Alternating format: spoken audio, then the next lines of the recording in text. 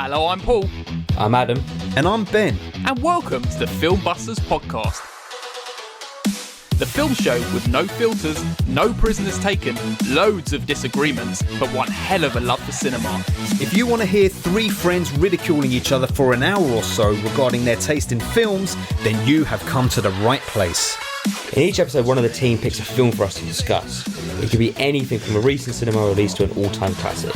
So, strap in and get ready to get mad or get vindicated as we guide you through the murky world of being a film geek. If you like what you hear, you can also find us on Twitter and Instagram using @FilmbustersPod. You can also find each of our individual accounts. I'm at Filmbusters Paul. I'm at Filmbusters Adam. And I'm at Filmbusters Ben. If you want to use your eyes instead of your ears, you can also visit the website at filmbusterspod.co.uk. And if busting makes you feel good, you can also support us at patreon.com/filmbusters for exclusive content. Or shoot over and get some groovy merchandise at society6.com/filmbusters. Alright, can we just get on with this now, please? Filmbusters. So Scott, I heard that you've seen Scream 2022 3 times already. Yeah, and you sound like that's a problem. It's not a problem. It's just it's a lot of times. One day after the other. It's not even been a week yet. I want to know it. I want to know it off by heart, so I need to go and see it. Have you scheduled to see it again? Yeah, next Wednesday. Wow. I mean, it's perfect for our podcast because we really get someone who really knows the film like back to front. This is like Jamie with RoboCop, where he didn't have to really watch the film beforehand. Yeah. Although, is there going to be as much to talk about as RoboCop is the question. Oh. I don't know. Fucking think so. There we go. He said it. He told you. Set you straight, Ben. Well, I tell you something. Well, no, I'll save it for the conversation about the film itself. Something that is relevant to say now, but it's better to say it during our conversation of the film. Scott, Okay. tell everyone about your party on the first day that you saw it. That day party. Yeah, so me and 8 friends all congregated around my friend's house, and starting midday we watched Scream 1 to 4 straight after the other, one after the other, and then we went to the lovely Picture House Central to see the 5th one, and everyone survived, everyone loved themselves, beer was around. Was and, it a Scream, baby? Yep, it was. Oh, don't reveal your cards. Again, you make it sound like it's a problem. I would have no problem whatsoever doing that. That would have been a great way to have watched it. If they had done like the Prince Charles, as you spoke to them about, and they didn't do it, annoyingly, I think they had a good reason. But if there was a way of marathoning all of those films in the cinema, followed by the 5th, that would have been a very good way to have done it. I think they said it was because the films weren't available to put on screen because the new one was coming out. So licensing and shit, isn't it? Yes, like they when they release a new edition of a film, they snatch all the back films off Netflix and Prime and stuff like that to avoid people being able to binge. It's like, why would you do that? Those streaming platforms are going to make money that way. Like, I remember with the new Spider-Man came out, they put all the old Spider-Mans on Netflix. We ain't talking about Spider-Man in this episode. Well, I'm saying. Don't and sully the Halloween, this episode. they put all the Halloweens in there. Don't sully this episode. But also, they put Scream 4 on Netflix, but nothing else. Yeah, I know. It's odd. I can't stand it when they do that. It's really annoying. I thought you were going to say I hate Scream 4. No. He would never. That would never come out of his mouth. He probably does, but he just will never admit it. Well, one of them. I'm going to beat you down, boy. One of them has to be your least favourite. It is that one, isn't it? Is it like picking your least favourite child? Yeah.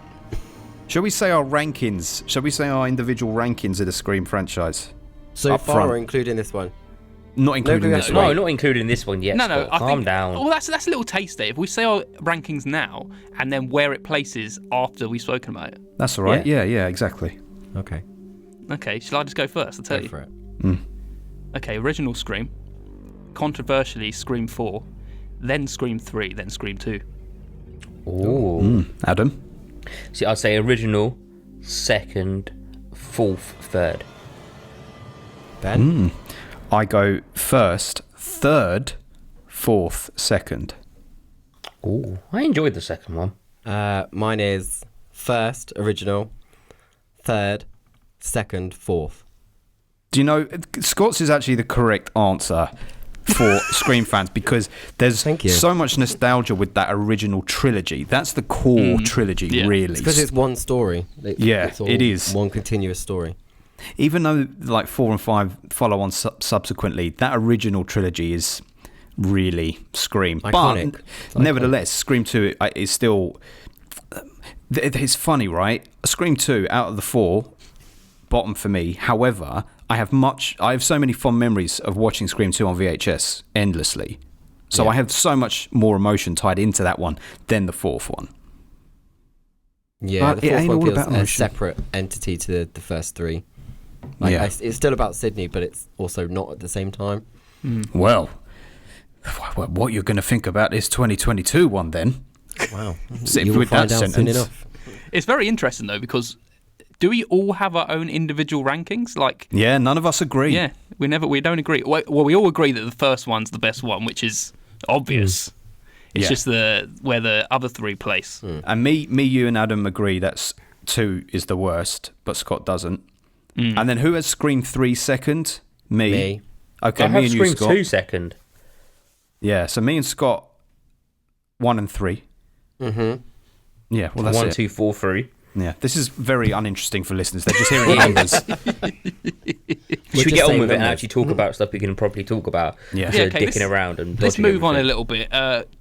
Everyone knows by now that Scott's here with us. He's joining us for our Scream 2022 episode. It's very exciting. Thanks for being here, Scott. Oh, I wouldn't be anywhere else. Oh, wonderful. That's very exciting. By the way, Scott likes the Scream films. Only a little Just bit, to put though. that in there. Just like- a tad. Just a little bit. Just a little bit. Before we go on to chatting about all things Scream, I think first let's just go up front and talk about our Patreon channel. We got a Patreon channel at www.patreon.com/filmbusters where we have exclusive content, exclusive episodes. You get to suggest films, you get to appear on the podcast. It's all very fun over there. And we have the likes of Luke Human, who's one of our newest patrons over there. Yes, we do. You also have Steve from Movie Drone. I don't know if he's new anymore. Would you still say he's new? He's one of the newest, along with Yeah. Luke. They're all old hat now. And the oldest of old hats, Katie and Oti. Oh yes, they're from Australia. And I'm calling them old hats because they were the first patrons to sign up, not because they're old and elderly and decrepit. Yeah, they are a little bit older than us, though. They're older than you. They're not older than mine. Do they have one of those hats that have got all like the Corks hanging off corks it. hanging off it? Yeah, absolutely. Let's keep the flies away. Yes, You can hear I imagine they do. Yeah. Is that what it's for? To keep flies away? Yeah. Yeah, it keeps the Did flies not out know your that. face. Did not know that. Well, and then we have Julio from the Contrarians, the Yes, we- wonderful Texan / Yes, we do. Peruvian. We have another one of our new ones. We have a panda, and it's Sean Panda Nicholson. Sean Panda Nicholson. And number 6, we've got Jamie Russell. He was on a couple episodes ago talking RoboCop. And he's Scottish. Yes. Like Sean Panda Nicholson. Yeah, indeed. And then we have the Nerdrovert, the wonderful Nerdrovert. He was a very early joining of this Patreon channel. He was. We also have Fiona Stewart, who joined up to listen to us talk about and Joaquin Phoenix. Yes. And finally, we already spoke about him on the episode, I think. I don't know if we were recording. Philip Barantini, director of Boiling Point. He's still Yes. with us. He's riding the crest of a wave at the moment. Boiling Point is taking the world by storm. It's joyous to see. And so it should be. He has better things to think about than cancelling his subscription to our Exactly. Patreon channel. He knows what side his bread is buttered on. And Adam, would you like to tell everyone what we're doing on the Patreon today after this episode? We are talking about a pick that Jamie picked for us probably when he first signed up for a Patreon. It seems like that. It was probably a very long time ago. It was when we did the Midnight Run episode. He suggested this to us, and unfortunately we just haven't got around to doing it yet because one thing's led to another. There's been many specials going on, all of that jazz. But we are talking about our favourite serious actors doing a comedy role. Yes. That's the one. We are. Well, that's our Patreon wrap up there. Shall we move on to talking about Scream? No, we're going to do a quiz. Yeah, but we're talking about Scream in the quiz. That's what I was about to say. That's true, yeah. Go on, you're the host, Ben. You go away. What are we doing here? This is what's happening. We're going to have some questions from Scott. He's taking the reins here, okay? He's going to ask me, Paul, and Adam some questions, and we're going to try and bump our figures up from what we're currently on, which is Paul on 3 points, Ben on 1 point, and Adam on 0 points. How many questions you got for us today, Scott? I've got 2. You've only got 2. I thought you would have gone all day. Well, I could have done, but no. I really wish that we had a voice changer for this episode so that, Scott, you could ask the questions in that voice. Oh, can you at least try, Scott? That'd be really I don't good. think I can. I can't do it. If anyone can, you can, surely. Hello. Question 1. What's your favourite scary movie? Who's currently in the lead? Me. Standard. Oh, thanks.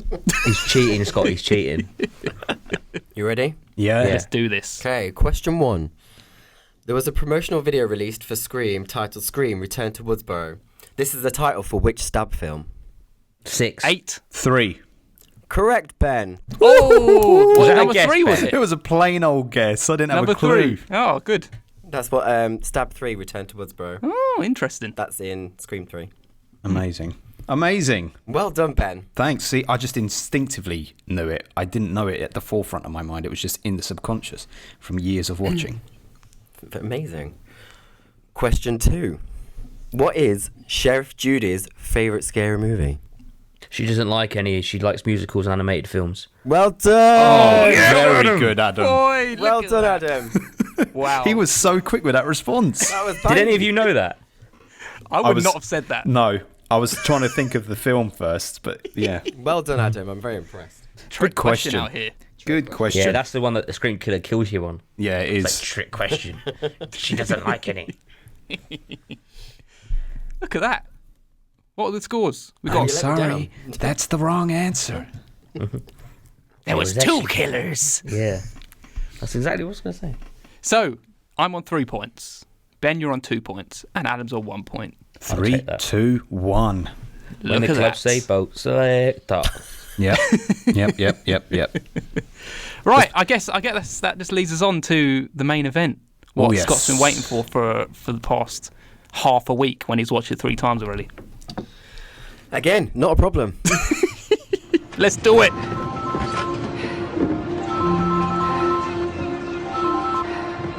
Hello? Hey Sid, it's me. Dewey? Oh my God, how are you? Sid, it's happening again. Some idiot in a ghost face mask. 3 attacks so far. Something about this one just feels different. Do you have a gun? I'm Sydney Prescott, of course I have a gun. Right, everyone, today we're talking about Scream from 2022. This is a spoiler episode, so we will be spoiling it straight away, no hanging around. So if you haven't seen it, we'll spoil it for you terribly, and you don't want to be spoiled for this kind of film because it will definitely ruin it for you. But if you want to, be spoiled, just carry on and listen. I reckon you could talk a little bit quicker, Paul. I know, he went well quick then. Either that or I his always audio did. sped up a lot. It's like the terms and conditions at the end of like an advert. They just got to say it and get out quickly. I'm going to just do a new thing up front here before we go on to Adam's wonderful plot summary. We've got a returning actress in this film from a film we've done on the podcast before. Right, I'm sure. Yeah, but that just doesn't happen regularly. I know, but we got this is the new thing we can do because we've actually signed up for Letterboxd now, so Oh, we can of course, see yes, all yes, the people yes. who are reappearing on our podcast. Yeah. And this is Mikey Madison, who plays Amber in the film. And she was actually in Once Upon a Time in Hollywood. Yeah, she gets burnt to shit in both films. Exactly. Spoiler. See, if you got Spoiler. to this point, That's then big you have spoiler. been spoiled. That's right. And that's it. Other than the composer, it's the same composer as Bug, but I didn't write it down. No, that's boring.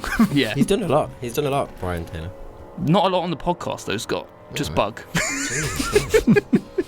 Anyway, Adam, do you want to do a plot summary of this film? Yes. So, we return to Woodsboro 10 years later, and Ghostface is back, and he's hunting down she's hunting down a new cast of crew that are gonna. Yeah, there's a new generation. Crew? There's a new generation of friends that are getting attacked by Ghostface, and some old faces appear.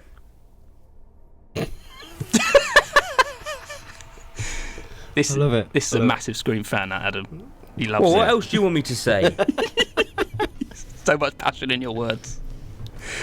Well, there's not really much else you can say about it apart from that.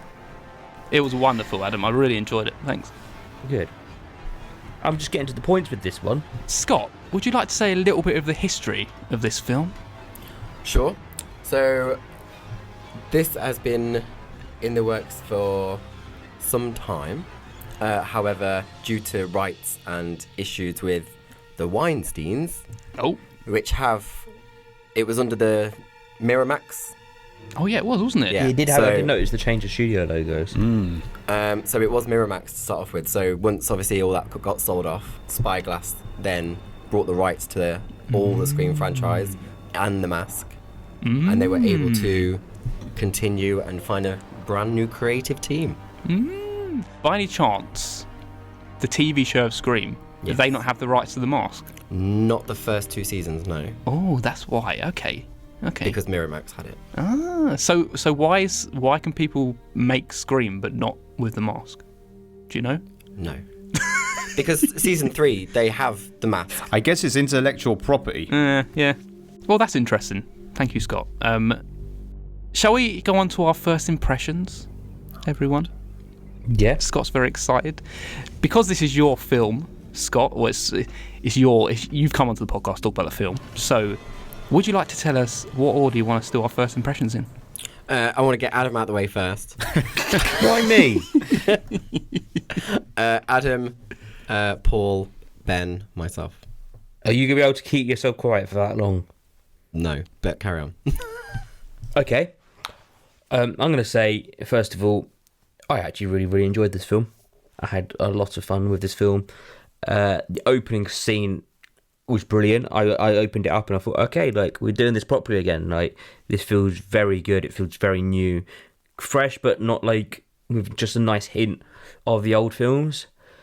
There was a point where the next scene came along and one of the guys said, let me introduce you to Hobbs & Shaws. And at that point, I went, oh, fuck. It's going to come this film now. And I was very annoyed for a little bit, but then I realised it wasn't. He was just being a dick. Like you. He was basically you. Yeah, when they said that, I was like, oh my, like, please don't become this film. Don't lower yourself to that level. I thought. Yeah, please don't have characters that talk like me in this film. Yeah. I wouldn't talk about Hobbs & Shaw. No, you wouldn't. Them too. But yeah, it was very good. There were some great kills in it, some great gore. Really nice seeing all the characters again. It was kind of like nice reveals as they came throughout the film. And you did keep you guessing who the killer was for a very good portion of the film. However, when it came close about to reveal, it then became a bit too obvious, in my opinion, who it was going to be, because it was the only possible answer left. But yeah, I had great fun with it. I very much enjoyed it. And I'd imagine someone like Scott would think this is probably one of the greatest films ever made, because the more I feel like you invest and you pay off in this, there was a lot of payoff for people in this film. It was very self-aware of what it was. Without it, maybe sometimes it overstepped the mark and got a bit too annoying with all of that. But I very much enjoyed it all at the end of the day. Look at that. Wow. There we go. That's one thing. Going to make me cry. Also, I have got one thing I want to say about it, but I'll say this at the end of the podcast because it involves who the killer is. Okay. All right. No, you can say. Go on, say Yeah, it. but you can we say said what we you would want. do spoilers. So Say it we're now. going to talk about it. The one thing that annoyed me very much about the film, I thought from the beginning it's probably going to be Amber, who the killer is. But then I was like, she's way too short to be that the Ghostface is way too tall. She's about half the size of fucking Ghostface. How the fuck is that her in that suit? And that put me off a little bit, and that annoyed me. All right, we've discussed that. Fair dues. Okay, should I move on to me? Yes, please. Here we go. So, granted, I'm not the biggest fan of Scream, like we all know Scott is. You know, you're sitting opposite. I love the first one. And I think the other three are good, but they're all in some way like never had the impact the first always had and has. Despite that, I was still very much looking forward to seeing this film, and so was Zoe. We watched it in empty cinema, by the way, and Zoe was very scared because someone kept walking in, and they kept walking up the stairs. And she was like, why do they keep walking in? Why do they keep walking in? She was freaking out. But anyway, that's besides the point. We both felt exactly the same about this film. it's the best sequel since the original. Holy shit. The kills are absolutely brutal, and on a level that is like very memorable and incredibly hard to watch at points. The meta side of Scream is fun as it always is, and it feels very relevant to the transition we're having with horror films of late, which is nice. And that like self-awareness always ramps up the intrigue for me, especially when they've really leaned into it with the rules. And I think they did that in this film. And I especially love like the callbacks to the first Scream, when you're seeing like the same scenes playing out all over again, but this time you're not on the back foot. You're more like trying to shout out the screen, like for the characters to wake up, because they're literally playing into the killer's hands. I do feel like the rules do get a bit wishy-washy at points, though, which I'm sure we can discuss. Scott, I don't think we get enough Sidney and Gale, though. I think they should give us a little more, and we came to see Sidney and Gale, so give us Sidney and Gale, And then after a great 3/4 of the film, I do feel like it falls into that same trap of what it always has when I don't care about the reveal of the killers. I just don't care. I never have that wow moment of, I can't believe it was them, like kind of thing, because I've been introduced to them in this film, and that's it. It's not like come from a nostalgia point of view. I was so certain with all the Easter eggs that was leading to the killer being Stu, and that would have actually nailed the ending for me. Billy Loomis was appearing. It was all about relying heavily on the first film. They literally ended the film in Stu's house, and I was like, it's coming, but they just didn't do it. This could have also been why it let me down so much, because a better ending felt like it was right in front of my eyes, and it just didn't happen. It also kind of takes the importance away of Dewey's death for me, because he was killed by some random girl now, just like who just wanted to make a good sequel to a movie. And in theory, their plan kind of works if the killer actually turned out to be Sam and Stu, but Richie and Amber as killers means nothing in the grand scheme of things at the end of the day. Hence, did Dewey's death mean anything? Well, we but regardless, discuss that I had a line. good time, and I rest my case. That is the end of my first impressions. All right, I'm going to latch on to a couple of things that you said there. Please do. One of the main things that I was thinking when I came out of this film yesterday was, I think the score for Scream films, apart from the original, changes over time. Because when a Scream film comes out, whether it's 2, 3, 4, or this one, it's responding to the horror tropes of the time. So when you're living in it, when you're watching the horror movies of that time, what it's like spoofing and taking the piss out of in a way is what you're living through, right? So this, at the moment, feels very relevant with its meta-awareness. It feels very relevant. Oh yeah, more so than the past ones. But is that going to be the case in 5 years, 10 years time? So the rating that I give it today, am I going to apply that rating to it in 5, 10 years time when the genre's moved on? So I need to look beyond that, because I think the reason that I always look fondly on 2 and 3, particularly, always. And it was only last year or the year before when I rewatched them that made me go, oh, actually, they're not as high as I had them. They're actually lower. But I think that's more because they feel dated in a way that, the tropes of horror that they're talking about were very specific of the time. There's a lot of nostalgia, there's a lot of good stuff there, but it hasn't translated. That original Screams message has translated through the years consistently. So it's very hard for me to actually give a review on this film in the context of the others. So I'm actually not going to do that at the end of this podcast, by the way, because I don't think it's fair for me at this moment to position it based in its relation to the other sequels. But what I will say about it is that I thought it was very, very clever, very, very smart. I enjoyed it a lot. It was absolutely super, super brutal, surprisingly brutal. I was stunned. I had no awareness that Skeeter Rich was coming back for this film, so that was wonderful when I suddenly saw him. Like, literally in the last fucking 6 months, I've had Sam Loomis, Harold Ramis, and Billy Loomis come back. 2 Loomises came back in the last 6 months. You can die a happy man. It's crazy.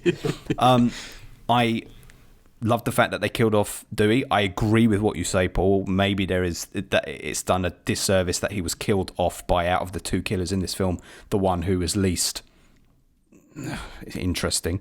The disappointment was that I knew who the killers were immediately. Immediately when they showed the killer filming Amber early on, I was like, well, that could be a pre-recorded video anyway. And it's immediately trying to throw us off of Amber, so I'm immediately suspicious of Amber. And then when that boyfriend was introduced immediately, I also thought, convenient, these two are already out of town, he's going to be the other killer. And then sure enough, when it was revealed, I was like, ugh. But like you said, Paul, at the end, when the reveal happened, it wasn't at that point so much about who the killers were. It was like, have I had a good time up to this point? And I did have a good time. There's loads of stuff that I liked. There was a few bits that I didn't. But overall, I walked out of this a very happy man. Lovely. Great. Uh-oh. This is the only one that matters, listeners. Imagine he actually hates this film. Yeah. Not happening. Sorry. I don't think since the original I've seen a film in the Scream series where I've had such a blast. And I mean, like, from the start to finish, I enjoyed every single second of it. I thought it was brutal as fuck. We'll probably talk about it at some point, but Wes's death is, like, literally already up there, like, with Drew Barrymore's, because I thought it was absolutely brilliant. I enjoyed the killer reveal. I did actually like Amber more when she was revealed as a killer, because I thought her character actually came alive. Yeah, I agree with that. Crazy, but I loved all the homage to, like, Billy Loomis. The cinema that I went to when Sydney appeared on Scream, everyone clapped and cheered. And it was like. Did you start that, Scott? No, I didn't actually. I did not. I basically felt like I was in the cinema with like 100 clones of myself. That's nice. It was great. The legacy characters were phenomenal. I think this is some of their best work in the franchise for the short time they had, with Gale being my MVP. Dewey's death, I think, was needed. I think to get Sydney back anyway. One of them had to go, and I think the fans would have gone crazy if it was either Sydney or Gale. I think it had to be Dewey. It was about time. He's been stabbed 9 times, so 11's going to kill you. Exactly. But no, I had a blast and such a great time, and all 3 times that I went, it was great. Yeah. Absolutely fantastic. And just without actually saying a rating, was it always this rating as soon as you went the first time, or has it like increased? He gave it this rating from the first second I said Scream. No. My initial rating changed on my second viewing. Interesting. Okay. Interesting. That either went up from a 9 to a 10 or down from a 10 to a 9. Yes, something like that. Yeah. I'm not telling you yet. I did think when the film ended, I was like, because beforehand I was like, oh, how's Scott done this 3 days in a row? But when it ended, I was like, okay, this is the perfect film to see straight away afterwards, because it's like, all right, let me see how it all adds up then with the killers being who they are. Yeah, and I noticed so much more the second and third time. Like hidden Easter eggs and stuff like that. It was it was really cleverly done. But was there on the multiple viewings, was there any telling that from the off that any of those two were the killers, or was it just in the end you find out? Like, was there any clues? For me, no. Okay, interesting. There's definitely. Didn't you think they're always never there? They're never present. Didn't you? You know, the one scene that absolutely cemented it for me that it was Richie was when he's attacked in the hospital with Tara. Oh, that was he where just got smashed into the door. Yeah. It was the minute they left him there to die. Yeah, when he got slashed on the arm, I was like, okay, he's the killer. But then when he got knocked out instead of killed, he's definitely the fucking killer. Yeah, I think they tried to subvert that though by saying, "Choose who you want me to kill." They tried to like offset that a little bit. Didn't subvert me. She just left him on the floor unconscious, where she should have killed him. Yeah, no, but the idea was that that Sam had to choose between one of them, and that's why he was still alive. Are we saying in that scene, right? God, this episode's going to be all over the place. In that scene, because that was Amber, under the costume. Yep. If Sam and Dewey didn't arrive in that elevator, if they were another 10 minutes away, right? Was Amber going to kill Tara? Or did they need Tara alive? Well, she was I think asking they us to choose, so I think she would have killed Tara. You reckon that she was actually going to go to kill her? Yeah. I know, but it would have been kind of awkward if they went kill Richie. And she's like, I don't want to kill Richie though. Yeah. no, she Maybe was not. Pretended Right now. she killed Richie. It could have been a Dark Knight type scenario where he thinks that she's saving one, but actually... Oh yes, that's very true. That's very true. So we are a bit all over the place. Shall we just talk through this film chronologically to make it a bit easier? Yeah, I think so. Okay. Can I say So- one thing? Just Yeah, go on. in response to Scott's thingy there, you know, you said that not since the first Scream have you had such a blast watching it in the cinema. Yeah. I'll be interested at the end to find out if having a blast equals that means it's the best sequel, or if it means you had a blast but it still wasn't as good as X, Y, or Z. You will find out.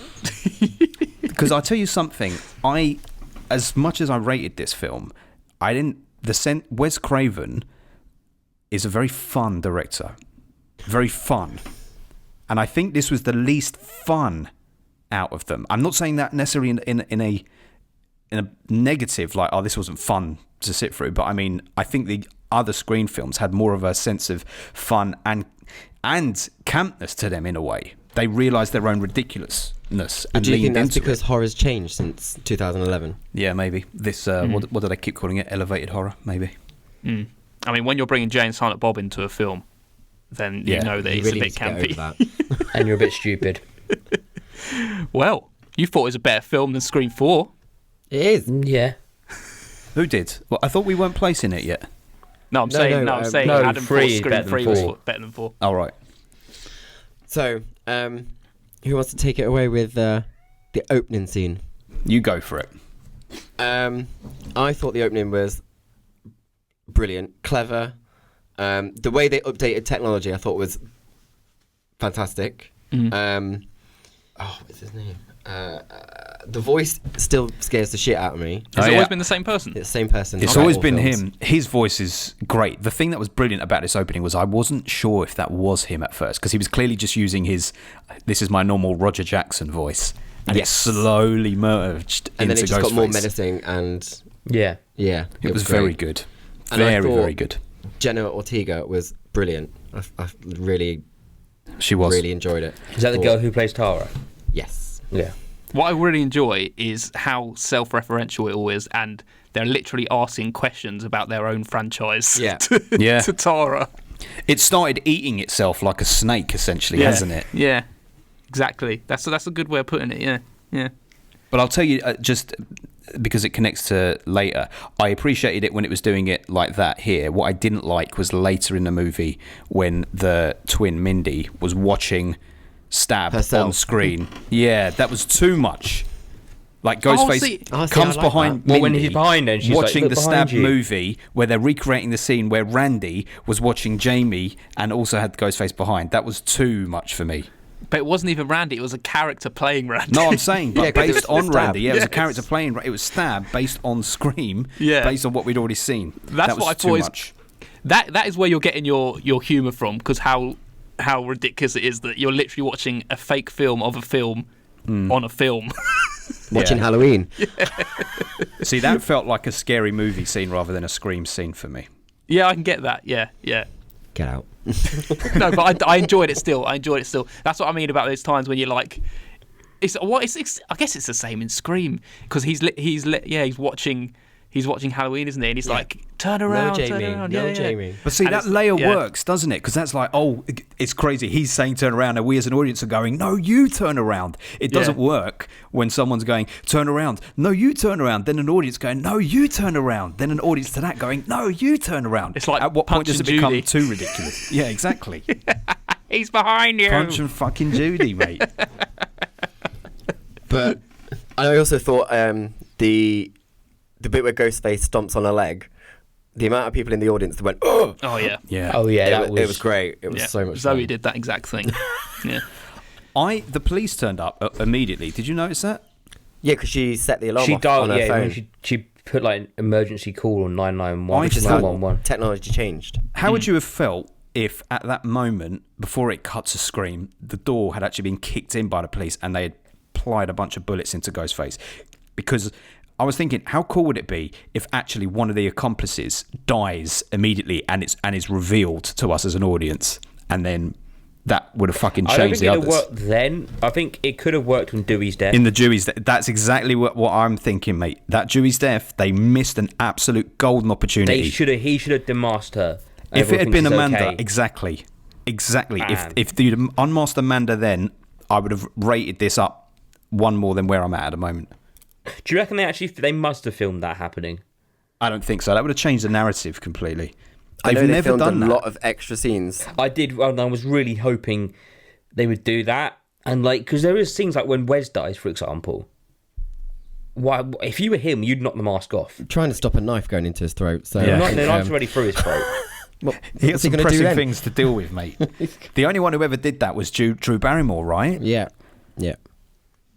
And yeah, well, yeah, we won't go all over the place. That opening scene was very good. I didn't like her response to that. What's your favourite scary movie? Going, Babadook. It's a great meditation on motherhood and grief. That was like, that's your comment here is too sophisticated. It's too arch for this. But do you know what? Yeah, that's what fucking teenagers think they are, A24 though. bitch. That's what teenagers think they are nowadays. I suppose They turn their nose down at Scream and stuff like that because it's Yeah. it's a slasher film. It's not. You know, They you know want the what? level. You know what? I feel personally attacked by this Scream film because I feel like I am that fucking purist. Well, at the end when he's talking about fandom. Yeah, we'll talk about We'll that come to later. that. Anyway, yeah, I agree. I thought the opening was brilliant. It straight away like set up the film. I wasn't expecting much from this film going into it. I Yeah. thought, wait, Wes is not in it anymore. It's been 10 years. Like, obviously, a new studio's bought the rights. They obviously want to make some money off it. How they actually going to do this? And then that set up, and I was like, okay, we're in for it. But they've actually done this properly. From watching it, you can tell that it's actually been done with care and with courtesy Yeah, you can. towards The Wes trailer Craven. made it look just. I don't. They gave way too much in the trailer. I remember watching the trailer. But like the trailer messed with us because not all of that was in the right sequence. The thing that because I only watched the trailer once or twice, Scott. I remember when we spoke, you said, "Oh, one of the great lines from the trailer is him saying, Sidney Prescott, it's an honor." And he doesn't when even say he that. said it's an honor, when He said it she to said Dewey. it, I was like, "Oh my god, it works so much better in this scene." Yeah, totally. After totally. killing Dewey, to say that is like, oh, that is crushing, man. Yeah, I agree completely. I'm glad Dewey got that line after his death. Like, it's an honor to kill you. It's like you're like the whole audience is like, you're fucking right. It is, man. Yeah, damn right. It was. Yeah, I think the trailer threw a lot of stuff out there, like, but not necessarily where you placed it in the film. Interesting. That's what traders like to do nowadays, Yeah, don't they? but the marketing for this film has been phenomenal. Oh yeah, we Yeah, mentioned it has. that last episode. Really, really Like, well done. The posters have been like incredible. You can Yes. compare it to something like Jackass, which is coming out in like 2 weeks, and you barely heard anything about Why it. am I comparing it to Scream? You No, always, but you always bring up these are both Jackass. films that are probably appealing to the same generation of people watching it. They're probably not Isn't it dissimilar age Jackass? range. Yeah, it's Jackass. Jackass. Yeah, it's another film that's come back. It's a remake or it's another sequel in a well-established franchise. You don't really need to do a lot. The fans are going to go watch it regardless of what you advertise it as in some ways. But they've I done mean, a great this job of could have been advertising. done wrong. This could have been like, this could have been a cheap do-over. But I'm glad they actually took the time and Yeah. energy and resources to go the way they've done. They got some wonderful posters. They have really well done. What happened after this? We are introduced to Sam. She takes Wes's call about Tara being stabbed. And she's taking her antipsychotics. Are we a fan? I was a fan, but as the film went on, I became less of a fan. I don't know why. I can't put my finger on it. Like, immediately when we were introduced to her, I was like, "Oh, I like you. I'm glad that we're clearly going to be having you as the lead in this." But slowly, as it went on, I kind of turned against her a bit. She was quite hit and miss for me throughout the whole film. Is it a little bit because you know that if they are handing the torch over, this is going to be her now, and you're like, is she really going to match up to Sydney? I wasn't even thinking that, but I'm going to put maybe. first of all say it. They shouldn't do another one. I mean, it's already made money, so Yeah. I think it's guaranteed. There is nothing. They repeatedly kind of said in this film, leave it now. We don't want to do another story. We're not writing this so you can make another story. Yeah, but that's what I liked from Gale and Sydney in this, is they had multiple lines throughout it which were kind of meta awareness, saying this We're is not the making last more. one. Yeah, we're not making money out of this again. We're done with this. Yeah. So if it does carry on, it'll be without them. But that, I would still go and see the next one without them, to be honest with you, because I think they did enough. They did enough right with this for me to go, yeah. Because, and I'm not saying this as a diss. I love legacy characters. This is a new term, but I like legacy characters. But the fact that Sydney is not really in this film very much at all. No. Great that we get her, but actually it was holding up pretty well even without her. Obviously they were making references to her and stuff, but the core story was still engaging, despite the fact that she wasn't but in it was only engaging with them part of it as well. I think if it was just them, you would have felt a bit. I think cheated. the only maybe. legacy character that can be in future ones is probably Gale because of her job. Yeah. Like Sydney, I feel like her story's finished, Yeah. and like she's Married with kids. yeah. Oh, married. Let me tell you about that. I know what you're going to say, Scott. I know what you're is going to it? say, because I caught it in the fucking film and I thought, I bet Scott has picked that up. She's married to the detective from the third film. I screamed. Yes. None of the stabbings, only that. I was like, holy shit. Yeah. that was great. Kincaid's Mark. Kincaid. When he was like, how's Mark? I was like, I know who that fuck he is. And Fuck you. I knew Sydney would survive because you can't make Sydney a mum. and then kill kill her. her. I mean, I mean, that's harsh. That's pretty dark. I think that then her kids become Ghostface after that.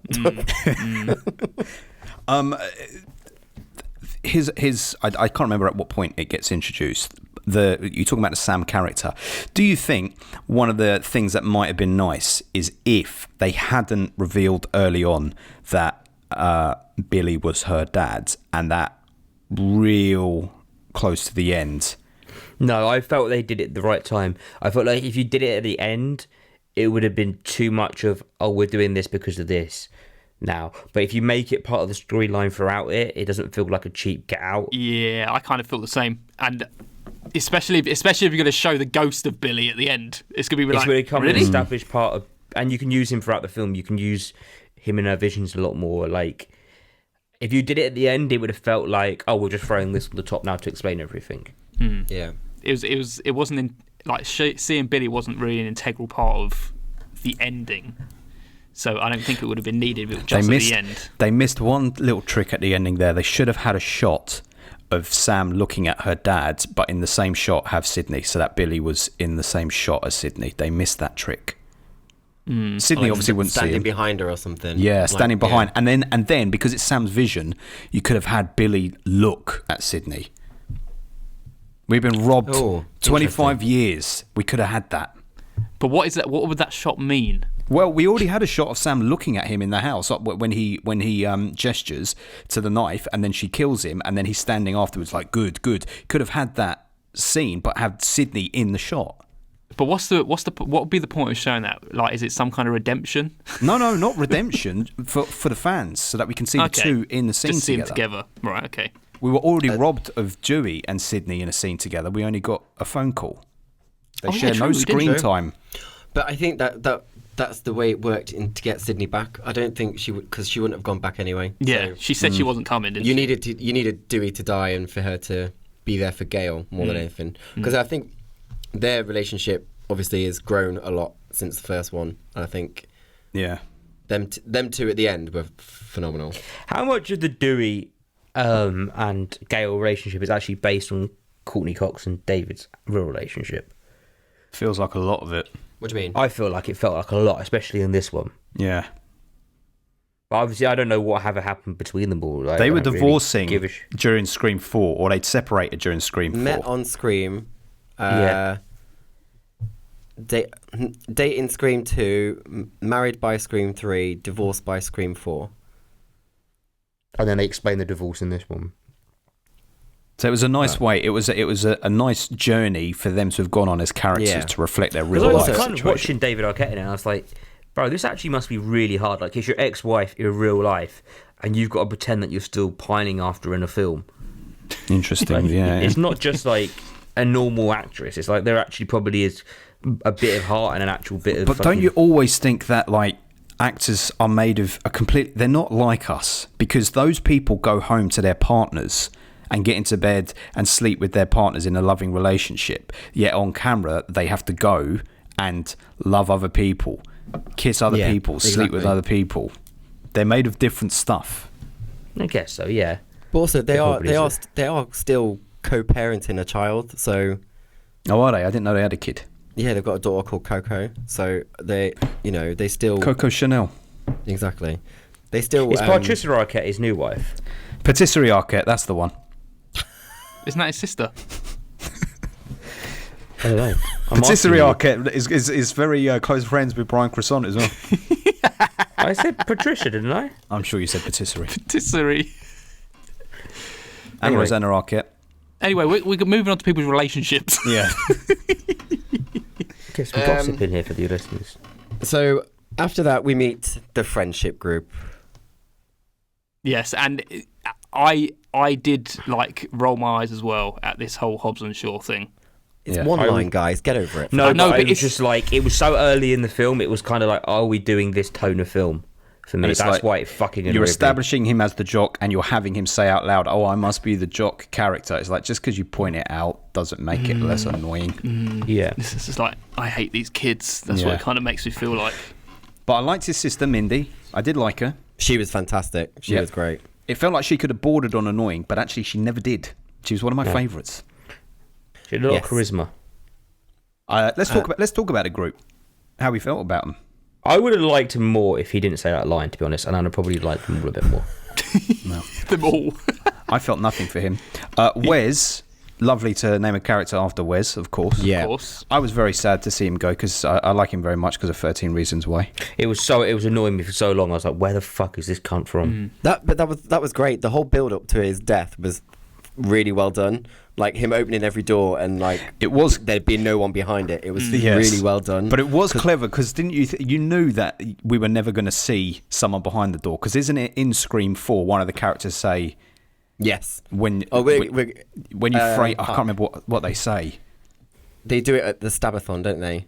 Who's ready to see That's someone right. open a door and there'll be That's a harmless it. character standing behind them. That's it. Exactly. Yeah. So I kind of knew we're not going to see anyone behind those doors. But then when we think nothing's going to happen, we Yeah. literally think he's going to find his mum's body on the front porch. I was gutted. Like she I had a was. brutal death as well. That was like I think Yeah. his Ghostface stabbing people this time was a lot more. Oh, you felt it. I felt every single felt one. it. Yeah, Yeah. Absolutely. The amount of time you literally in full view, like him just literally stabbing multiple times. Oh, and you like the sounds of it. Yuck. But yeah, Wes's death.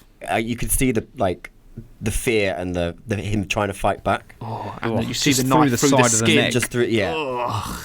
That was very good. But It I don't know was whether it's fucking brilliant. prosthetic or it was a bit CGI. I don't know, but it was very well done. It It was was very yeah. good. Very, if very it was CGI, that's a good use of CGI for a change. Just see it slowly go in and then just pierce out the back. Ugh, gross.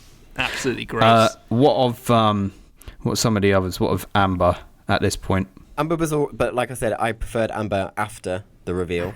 So did I. She definitely came into more of a character. When she killed Liv, I was like, what the fuck? Because I didn't see that coming either. They almost tried to make her like a bad guy, like tried to make you Yeah. not like her from the off, so it made you think, oh, it's not going to be her because it's too obvious. But yeah, she didn't. I feel like they didn't really give her much time, maybe because they didn't want to reveal too much. That's gave all my the time that's to my problem. They Richie. gave too much time to the characters who ended up dying, and they gave her and Liv little screen time. So when it gets to that party towards the end, it's like when it gets revealed that it's one of these two, it's going to be underwhelming because we haven't spent enough time with them. Yeah. There was no personality to Amber. I know what you're saying, Scott, because at the end it allows her to go off the leash. But up to that point, she was so restrained. Like Stu, when Stu goes off the leash in that first one, he has such a strong personality up to that point. and then it fucking ramps up to 11. Absolutely. Yeah, and I think we spend more time with killers in previous films than we do in this one. I think the only person that gets screen time in this one is Richie. Richie, because he's Sam's boyfriend. Yeah. I think they did a good job of like trying to deflect any suspicion on him. Yeah, because he was the comedic one. Like his one-liners were actually zingers. And I was That was the thing, didn't you? That all felt so. I knew. As it kept going on, I knew that he had to be the killer because they were doing that so much with him. I thought, well, this is going to be the great twist, is that, we're taking him into our hearts because he's so funny, but he is the killer. Mm. This is also, I think it's also the first thing I've ever seen him in. He looks very familiar to me, but I can't think what he's got. He looks familiar because it's fucking Adam. He's Adam. Right. Yeah, it's you've Jack sent that Quaid. image before. It's Dennis Quaid's son. I haven't seen The Boys. Dennis Quaid and Meg Ryan's son, Jack Quaid. Meg Ryan's son. Yeah. He does have a very familiar Yes, because you face. look at him in the mirror every day, Adam. He looks so much like you. Does he? Yeah. I'll take looking like him. The only one that I was disappointed with screen time wise was Vince. I thought it was just useless. Oh yeah. Like he was literally just a body count number. Let's get that death out of the way quickly. Let's get our first death. I feel like there are more scenes between Liv and Vince. That would probably make sense. Because everyone went to the hospital to see Tara apart from Liv. And I felt like she was staying back to see Vince, but you never saw it. You're right, because they all go. That's right. Apart from her. I enjoyed her kind of character at the party. She was actually quite menacing. Like, when she was over Mindy. Yeah. And I remember the scene from the trailer where she does the cutthroat thing. Because that literally, as soon as I saw the trailer, I was like, she's a killer. She's a killer. I remember you telling me that. I was like, you put your bets on her from the She's off. got pink hair. She's a killer. She's an alternative girl. And then she gets shot in the head. Fuck's sake. Who's the girl who went down to get the beers first and then Mindy followed her down? Amber. I thought they were going to kiss. I thought they were going to be lesbians. Yeah, I thought there was going to be a moment between them there. Well, that was a good scene. I really enjoyed that. Well, Mindy wasn't she? Yeah. So that's probably why the assumption comes from, yeah. Mindy when was did they what? establish that she was? Well, she was getting off with Francis on the sofa. Yeah, the girl at the party. She did have she had a little gay pride love heart badge on. She was also tonguing a girl on the sofa. Yes, and I forgot that bit. That was after. Hey, kids these days, they do that all the time anyway. That was afterwards, though. That was when her brother fucked off. I honestly can't even remember that scene. That was a smooth scene, bro. Yeah, she goes downstairs with Amber. They have their little exchange where you think, oh, is it one of them? But I like that exchange. Yeah. You can't be the killer because I am. It adds I was tension. like, what the fuck? Yeah, it adds tension because you think, oh, one of them could kill one of them right now. This could be the revealing moment. Yes. So that was very well done. It would have been good if like Amber killed her down there, and then you now know it is Amber, and everyone else is still dicking around. But at the same time, although I wasn't like shocked about who it was, I did enjoy the death of Liv. Her reveal. That immediate kill. Yeah. Like, It Agreed. came through quite suddenly, but then you kind Liv of screaming, "I'm not the killer," and she's like, "I know," and then shoots her in the head. That was a good reveal. Yeah, that is a good reveal. That. Yeah, not necessarily who it was, but No, what it's happened. just, and since we're talking about that bit now, I don't like her hysterics as the killer at the end. It feels like she's doing an impression of Emma Roberts. She's doing Emma Roberts from 4. I don't Well, know when what she that keeps means. going like, "I will kill you," and then like, "Please let me alone," that kind of stuff. It's just too. She's It's just a too little over the brat. top for me. Yeah, it was, I felt that way a bit. Yeah. Like I know they all do. All the killers when they're revealed do it a little bit, but she was too much. It was like they were really trying to make a carbon copy of Stu at that point. Like a personality transplant, yeah. The only thing for her being the killer is she was too small, in my opinion. She was, considering that she. You're right. That opening scene when she, because it's her up against Tara, obviously. Yeah. There's no way that it can be her. Yeah, she was just the whole, and there was only when she kind of stood next to Neve Campbell, like when she walked through the thing, like okay, they're the same height, but even size wise, she wasn't the same size as Dewey. Yeah. She's got those platforms on, boy. Yeah, platforms. Yeah, but like bulletproof vest. she was like skinny as well, not just like. And listen, the bulletproof vest thing, right? Roman had it on towards the end of Scream 3, so that makes sense why he was still operating afterwards. But I tell you, if she took some shots to the chest with that vest on, the next day she would have been hobbling all over the place. She'd have been so bruised. Winded. So bruised. She was fine. It's very true. Did you notice how sparkly the Scream costume was as well? The Ghostface Killer costume. It had like a sparkle to it. It always has. Yeah, it's always had a bit of sparkle, yeah. Yeah. You notice it in that first Scream film when he's standing on the toilet. He comes out. Yeah, of he comes out of the cubicle and in he the drops school. the gown, and you see the little sparkle. Oh, it looked very shiny in this one then. When his willy comes through the glory hole. Yeah. But anyway, that's all the kids. That's all of them. That was probably a better way to go through it, because then you're actually tackling all their deaths as well at the same time. Yeah, that's right. Let's not do it chronologically because we've barely fucking moved yet. I did enjoy seeing Randy's sister again. Yes, that was very nice. And That we was saw cute. her in Scream 3, right? I was trying to remember when we saw Yes, her. that's when we first met her. She gave the videotape. Gave the videotape. I like in that part when what's her name was saying to everyone like, "Oh, we don't care about your mum. She was in a sequel. No one cares about those characters." Yeah, that was good. So this scene, when they're over at their at Randy's house, which used to be his house, that whole scene and explanation of Requel, I really liked. I liked. Yeah, me too. And I like the way that Mindy led all I of feel that. like they hit the nail on the head there, but in the final scene, Yeah. they started to just do it for the sake of it, and it started to get a little bit, I don't want to say messy, but it was just a bit like, come on, man, Chaotic. like, let's just get on with this now. I agree.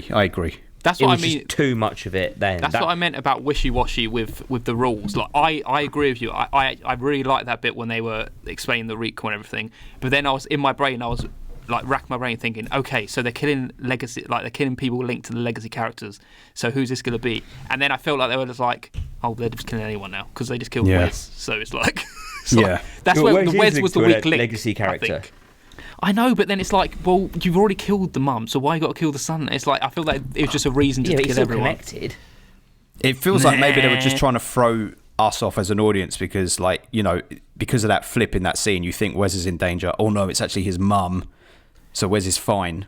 So we're But that's almost not Also, expecting it more. for the fact that I didn't think they'd kill a character called Wes off. No, that's I true. Thought, Yes. I thought they would keep him. Yeah. So when he did actually bite the bucket, I was like, oh shit. But that's so they could all go to the party and go, For so Wes. Wes? You just mixed up two different phrases. You put bite the bucket, Oh, bite the bucket. not kick the Sorry. bucket or bite the bullet. Bite the bucket. I hungry. I agree. I did think Wes was going to survive longer, probably because of 13 Reasons Why as well. He just felt like he had more staying power than he did. He was like one of the first to go. I was And also also- suspicious that I was thinking he was going to be the killer before watching the film because he was like the main name. Bit like yeah. Rory Culkin in 4. Yeah. And that yeah. hairdo. Yeah. Terrible. Also, the Can't talk about hairdos in Scream 4 and not talk about, or Scream 3 and talk about what's her name. listen, leave the Queen alone. Thank you. She does mention it in this as well. Does she? Her What'd she haircut. say? She mentions She talks about the bangs on the bangs. morning show. Oh, I must have missed that line. Fuck's sake. Well, I saw it 3 times, so Yes, I of managed course. to get everything. You got every So- line. And you made me forget what I was going to say. Oh, yeah. So I enjoyed the turnaround of, in particular horror films, you see women shower and then get murdered. So the whole turnaround of it being you're watching a guy and then he gets murdered, I thought was quite nice. I twist. also thought that they were actually going to show him naked as well, because you know the whole thing in Scream is they don't show the girls naked, do they? And it was 18, so they could have if they wanted to. And I thought I they're was actually waiting. going to do it, but they're going to do it with a guy instead and flip the norm around. I just thought it was really clever. And I was waiting for because someone mentioned Psycho. Yeah, they did. Yeah. The killer did. The That's killer what the on killer the phone. says. Yeah, the killer. Yeah, that's like, what I was have you thinking. I seen think they do a Psycho? Psycho scene here. It's because he was in the shower, so Yeah. it was just referencing. It would have been a bit too on the nose. Yes, and they didn't have a shower curtain. It wouldn't have worked. No. It would have just been shattered glass everywhere. Can we please move on to Dewey's death? Well, And whether before it we was go to actually Dewey's worth it. death, can we talk about my favourite bit of the movie? Yeah, go on. Hands down. And Yeah. and it made me laugh out loud. I was the only one. It's when Wes says, "No offense, that you might be the killer," and he lists a bunch of things Oh, about my God, him, yeah. and he goes, "Well, you must be the killer because that cut deep." That was so funny, man.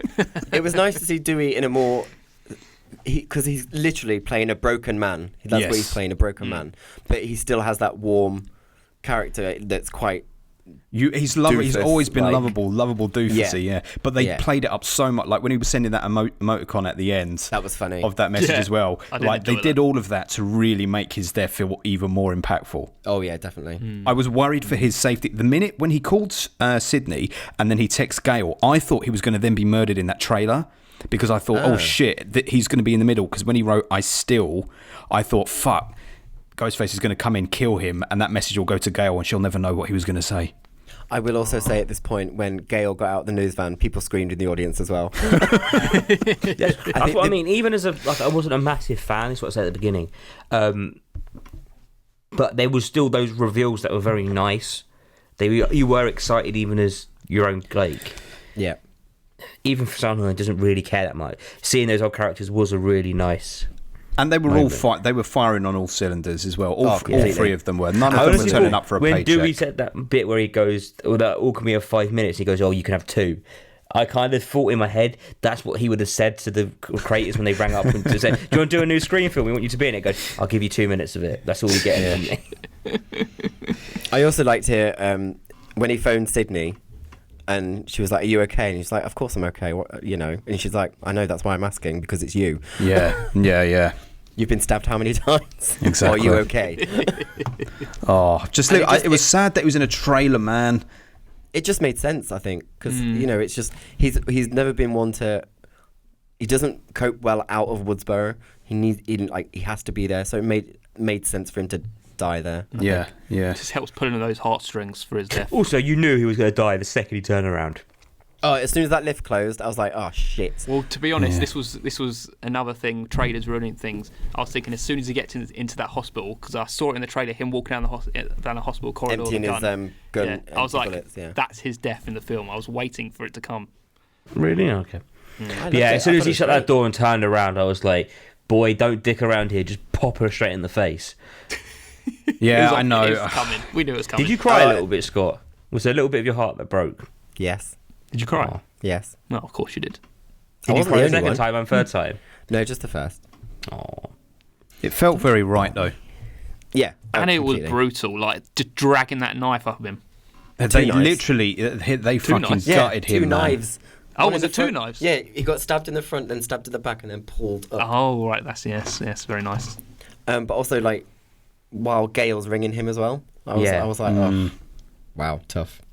It's an honour. That was brilliant. Brilliant way to deliver that line But at that the point. score around that time as well was phenomenal. Like, the music for this film fits so well. Yes. Like, with tying in, like, I don't know if you heard bits of the old score. Yeah. The Nick Cage Yeah, song. Especially when Dewey first walks up. Yes. They got the old Dewey theme playing just for a few seconds. And then obviously when in Vince's car you hear Red Right Hand. Yeah. Yeah, I didn't really realise that Nick Cave. It's so weird to put a Nick Cave film in a fucking Scream film. I never would have put the two of them together. Mate, they were doing it long before fucking Peaky Blinders took it as their Yeah, theme I know, music. I know. But I'm saying, like, Nick Cave just doesn't feel like he makes the music for us. Like, Peaky Blinders makes sense because it's all that kind of music. But Whenever I they hear that don't- song, I think of Scream. I don't think Peaky. But Dewey's death, the thing that precluded that, I was highly annoyed that there were no staff in that hospital. I know there was one security know. guard who No, was dead. she was on a private floor But why a Why private did they floor put that's her on a got no private floor? staff? because she was. That's what Judy says. She's going to be moved to a private floor With no staff. with Why one does it need to be security staffed guard. as a private floor. Because she's just been stabbed. There was a copper there. It had one policeman on an empty ward, and it's like, so there's no. What if she presses the button? Who's going to come to Listen, save right? her? It's a film. Calm down. It's a scene in a film that should be correct. But even that, I thought it was a very fitting end for Dewey's story. It was. And he got. I mean, he needed to go. He needed to go. It was about time that one of the main cast actually died in the Scream film. I agree. Yeah. But I think there it's were two just things. Who took him out? That is the bit that I don't like. I agree. didn't mind. It felt like I it didn't should have been Sam. Richie, sorry. Yeah, Richie, or if they just gave us Stu. Come on, man, that would have been. I that would have know. been Why do you perfect. think? Do you think they approached Matthew Lillard about returning? You must know, Scott. I don't know, but I know he does a lot of conventions for Scream and stuff like that. So I can't imagine maybe, him ever mate. saying no. Did you know Didn't that he Skeet die? Ulrich was coming back? Did he for die at it? the end of the films or not? Well, Well, he got a TV smashed on his head, so... but you were the one who told me, Scott. You were the one who made me think maybe he was going to come into it because you told me about the little urban legend that he wasn't really dead. I don't... Oh, yeah, I did. Yeah, sorry. I'm sure you told me that in the Prince Charles, mate. Yes, I did. Shh. I was thinking it all the way through. I was thinking, I think he's still going to return. Maybe he's in Scream 6. Well, Don't you they think might like be. the They might be setting holding out up for that. the setting up, it felt like it was perfect for him to come back. Like, Especially in the opening scene where they where she answered and said Billy Loomis, and he said no, there was another killer. And then he Yes, said, exactly. And I was like, oh shit, he's definitely going to be in this. That is true, actually, because everyone always remembers Billy Loomis. Yeah. it's like Did you they know bring that he was Billy gonna back, be in you should bring this? Stu back. No, I had no idea. Oh, that's no good. idea. That must have been lovely. That was one of the best surprises. That was great. I was didn't like, think "Holy it was him at shit." first. I thought it was a lookalike. I mean, they tried to make him look young, but you know, he's That's what older was now, throwing isn't he? me off. Yeah, They did a fairly good job, I must say, considering it's been 25 years. but he would have died if he died. He would have still looked exactly the same. That's a bit. Like, Well, of he course, grew when yeah. he died. He grew older. I think it was the third out of the three. Dr. Loomis first, Harold Ramis second, and then Billy Loomis third in terms of impressive seeing on screen again, which is ironic considering that he's not even he was the real fucking actor. And the thing that's like quite closely linked to like Ghostbusters Afterlife, it does feel like the legacy characters, as you say, Ben, Yeah. are handing the torch over to the new characters of the franchise. Yes. Like this is, although Ghostbusters handing it over to the young kids in the film, Yeah. and Yeah. this the two of them now. I feel no like longer- Ghostbusters did a better version of setting it up for future films, in my opinion, though. What? I honestly do think that they ended this in a way where I feel like there was enough people in this film saying that this is it, where I feel like, yeah. I truly. I mean, it wouldn't enjoyed- surprise me deep down if they make another one, because fuck it, they're always going to do it for money. But it would be then more money, and I feel like it has kind of. Like, thing that- there's never been a Scream film where the opening kill has survived till the very end. Yeah, I know, that's what surprised I me loved. as well. I thought that was great. Because I thought Because they as show much you as I her did- dying in the trailer, don't they? No, I swear they show her getting killed at the beginning in the trailer. they show the first scene. You don't see her die. You see her crawling across the floor, and that's Okay, the thing well, we sorry, see. she's been stabbed then. Well, there you go. She got stabbed anyway. The fact that she survived made me suspicious of her throughout the film. I kept thinking, is there a third killer? Is she somehow Yeah. involved? But I kept thinking no, because she took a call. But they still made me suspect her. Yeah, she made this whole dramatic thing just her on her own in the house. But then I was wondering if if she did it because she was like method acting everything in case the police called, she could say I took this call. Look, I was stabbed. This call happened. I locked the door at this time. I was Or just texting the Amber at audience this to time. be- Yeah. I know. But I thought she was a great cast member. I really enjoyed her. Yeah, she was good. There was the one who I disliked the most was Amber, because she annoyed me in Once Upon a Time in Hollywood, because she was so obviously Tarantino said you just got to play this really witchy Mansonite, and it fucking annoyed me in that film. So to see her do essentially the same performance in this towards the end, and it's like they must have set her on fire because of Once Upon a Time in Hollywood. Yeah. As soon as she got covered, was it hand sanitizer she got covered in? No, she got a bottle of vodka smashed over. Hand sanitizer. Imagine that was a link to COVID. I honestly thought someone's where they said, "Oh, that's hand sanitizer you hit me with" or something. The whole thing, it was a conspiracy film about COVID. It doesn't really exist. The hand sanitizer is what kills you, not COVID. I thought that was a weird kind of nod to COVID times, but obviously over time goes on, you're not going to think, "Oh, that's COVID," but at the time you're like, You're a funny man sometimes, Adam. I'm pretty sure it was a bottle of alcohol or something, It was, right? Yeah. hence why she went up like a. Yes. yeah. As soon as she got hit with alcohol, you knew she was getting set on fire. Yeah. And then she said, "Pass me the torch," and I thought they were literally just going to set her on fire. Then It's when she put her hand in Gail's wound. I was like, ugh. if you're covered in alcohol and you're trying to kill someone, you don't say "pass me the torch" as your big kill line, because you just know you're going to get caught and set on fire. Yeah. It was great. I loved that scene. It was really good. I did quite enjoy the whole deaths of the killers, like the Fucking hell. great brutal her stabbing. Richie's death was stabbing fucking Richie. wonderful. Yeah, and then shooting him in the head, and then her running out from behind. I thought that was pretty cool. I didn't like her running out. Her running out annoyed me. You knew you had to get the final, of course. hurrah of the killer, though. The whole headshot, it has to be a headshot to kill him. You knew she wasn't dead until the headshot happened. I didn't like the way that she acted. It was too fucking stagey for me. Yeah, that was her personality transplant. But Horrible. But I would say Sam Carpenter's killing Richie. Jesus Christ. Excellent. It's one of the best moments of the whole franchise. I was like, oof. I still think one of the best moments of the franchise is when Dewey gets stabbed in the sound recording booth. Oh, iconic. I mean, that's, iconic. Gale! Through the microphone just at that moment. It's silence, isn't it? He grabs the mic and says Gale, though. Yeah, It he feels does. more impactful than his actual death. Well, I know what you mean, but that's because we've had more time with it. Yeah, maybe. Like It's probably just the sour taste in my mouth that the fact that it was Amber. Guys, Yeah, get I over agree. it. Christ. I don't really mind it was her. It was You like do, finally she wasn't somebody tall won. enough. They all want to kill Yeah, her. They're you did there say to she kill wasn't the tall legacy enough, Adam. characters. They're there to make their own mark, and it was like, bam, we've got one. Like, this is big now. Do you know what? I love that we're all saying legacy characters now. I had never said this until I saw this film yesterday. Yeah. This is now Yeah, a term me that neither. You're we're going to start using. calling it a recall as well. I didn't like that word, but I get why she said it. I don't... So, I listened to it, came up on the radio earlier, and they were talking about Scream on the radio, and they actually said the word recall to describe the film as well. I don't think I'll ever say recall. I was trying to work out what it actually even meant. Remake sequel. Redo of a sequel. Remake Yeah. / sequel. What was everyone's thoughts on Gale and Sydney? I like to, like you guys, you said that on the news. I don't know. I feel like they were there enough to move the film along, but without pushing it along. I think they brought extra fire because I was enjoying the film anyway. When they were there, I think it propelled even higher. But the screen time they had, I thought was perfect. I didn't think I they thought it was a needed good amount. It wasn't like it's now become their thing. If you are going to try and hand over the torch, they were in it enough to like they were hand holding the new characters through the film rather than pushing them along Well, and making it's it like their Sydney film. said to Sam, this is your life now. This is your story.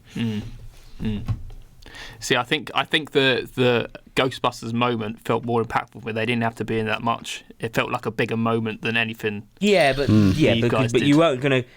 If they came along at the end and just shot the killers and they're all fighting the killers in the house, you'd feel a bit. Oh, I mean, Yeah. The- I the would have liked them to glory. just pop up at the very end because it would have felt like, it was just No, a that's what I silly mean. cameo. But I know That's what I what you mean. mean. That is more impactful in Ghostbusters, their brief appearance, because of the emotional weight at that point.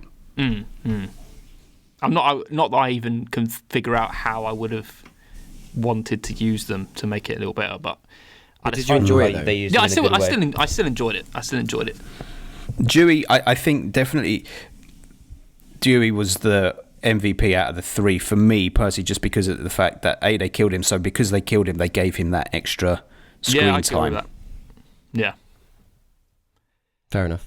They gave us more time to sit with him, didn't they? We didn't get like Sydney alone dealing with things before Gale and Dewey are introduced. We get Dewey, time with him alone, time with him talking with Sid, talking with Gale, and then talking with all the kids. And we didn't get that for Gale or Sydney, but they turned up for the kick-ass stuff. It almost felt like the ending was ramping up by the time they came around. And also, I noticed that most certainly they were killing off the men in this film more than they've ever done in the past Screams. It got to the point where it was literally Richie and whatever his name is, Hobbs and Shaw dude, were the only men left. And I thought, well, yes. And it's like, well, it ain't going to be both of these, so we definitely got a girl killer here. Interesting. I thought it was going to be double female killers for a while. I quite like the aspect of them talking like they were in a relationship beforehand as well. That felt quite cool. They met on a Reddit, I believe they said. A stab Did they? Reddit. Is Yeah. that what they said, Scott? Yes. Because it's all, Wow. the whole thing That is really about is a toxic fucking- fandoms, Yeah. which I understand really. Well, do you mind if we talk about this, the killer's motivation then, this whole toxic fandom stuff? So, just put my 2 cents out there. One of my big objections to this film is that I think they picked the wrong crowd to try and take this battle to, because it felt to me they were kind of saying, fuck your gatekeeping of this genre, we'll do whatever we want. And it's like, well, yeah, I mean, that's kind of fine, you can do. But essentially, when you're the 5th, 6th, 7th installment in a horror franchise, you kind of got to play to the fans in a way. You know, there's a reason that Halloween Kills was the best Halloween in years. It's because it played to the fans rather than try to add a mystical supernatural element like Curse of Michael Myers and stuff like that. So as far as Scream is concerned, keep doing what you're doing. Like, what the movie that you presented us with yesterday is the movie that satisfies the original Scream people. It doesn't not. It's not like you did something very subversive and different and said, fuck your gatekeeping. You did exactly what we would expect of a Scream film that's going to pay homage to the original. So the message, it didn't translate to this film because it wasn't subversive enough to then throw that message out. You know, it felt like Ghostbusters, the one with the female Ghostbusters, if they had somehow crowbarred that message into that film, it would have still been a pretty bad film, but the message would have made sense in the context. I just don't think it made context in I think in it was this just film. more of a general film. They're not talking just specifically about this film, are they? They're talking about bands in general. But when in the horror genre has that ever happened? No, they mention about the hatred for Stab 8. That's what motivated them Yeah. in the toxic. That it doesn't play into what the fans want. But what? Yeah. So I get that. So like the Is that not equivalent- maybe not talking about what happened in Scream 4? I don't know how Scream 4 went down. Did it go down well? Or... But that's the thing. All the Scream films have done well generally. Scream 4 didn't even break 100 mil. Yeah, but box office is box office. That's all a load of fucking pile of shit. In terms of the fandom, like I just couldn't get my head around the message they were trying to put out there. Like the motive, it felt like they had the crux of an idea with it, but it just didn't pay off well because I don't think anyone's ever tried to gatekeep Scream anyway.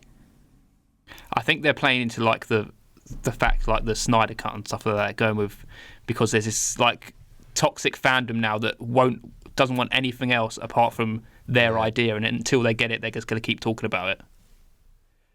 Yeah, maybe. I thought it was much more of a generalisation about fans. I mean, from the scenes that I saw of Stab 8, it did look awful with the flamethrower and Yeah. metallic mask. And, Yeah, but it was funny though, innit? Did you see another Easter egg while he was watching that video, Ben? It was. Oh yes, I'm sorry. I thought you were going to say. You told me that the metal mask you thought was part of a Stab film, which turned out to be yes. But yes, Kirby is alive and well. She is alive and well. Yes. There we go. So technically, she's been in 2 Scream films now. Yeah, technically. I only noticed that the second time though. It just said her name though. It was a said, YouTube video. Said Woodsboro survivor interview with Woodsboro Yeah, but it didn't show survivor her face. Kirby. Yeah, it did. Yeah, her did face it? is in the Picture. thumbnail. Oh, okay. Hayden Panettiere. Oh, so they just took a picture of her. Yeah, it looks like it was taken from like Probably from Heroes the- or something. yeah. Just, Had a cheerleading outfit on. yeah. She's the only person from the Scream films that I've met very briefly. Oh, look. Showing off now. I I've know. met no No. one. No, call yourself a fan. You probably explode if you met anyone. I probably would. Yeah, you're right. The interesting thing though is just going back to talking about toxic fandom. It's a two-way street all the time. Because look, if you go back to me and you, Ben, watching every Saw every year when they were being released, Yeah. and they totally listened to the fans. They trailed through all the message boards, Absolutely. and they made the film what everyone wanted to see. Yeah. And it was for them. We loved it because of that reason. Yes. Apart from Spiral.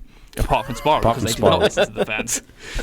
But then there's, like you say, there's a two-way street because people hate the fact that, say, take the new Spider-Man film. I'm gonna mention it. People don't like the Spider-Man film because it's not inclusive for everyone. It's only for the people who actually like the But film. see, do you know what? But here's the thing, Paul. That I agree. I'm agreeing with you. That is exactly as it should be. Like, I don't know the Spider-Man film, so it shouldn't be trying to appeal to me. It should be Absolutely, I absolutely agree. trying to appeal to you. And I'm glad that it does that. That's what these sort of niche things should do. The Scream films should be appealing to Scream fans. What's the point on absolutely. the 5th Scream film trying to bring in new people?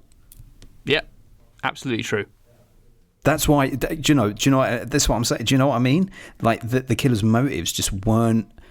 It didn't feel right for this franchise and this genre. I've got to say it. In the genre of horror, most follow-up films are for the fans because, let's face it, horror's a hard enough sell to the mainstream anyway. As in people who don't like horror. If you're a horror fan, keep giving me the thing that I like. If it's a Halloween film, just keep giving me Michael Myers. Give me Michael Myers and I'll be happy. Yeah, absolutely. On that note as well, I'm actually really happy how well this film's been received for, like, not even just in terms of numbers, but reviews and people that... the second time I went to see it on Sunday, the majority of people in there were probably 19, 20. And I was like... Really? I felt like this was their first Scream film.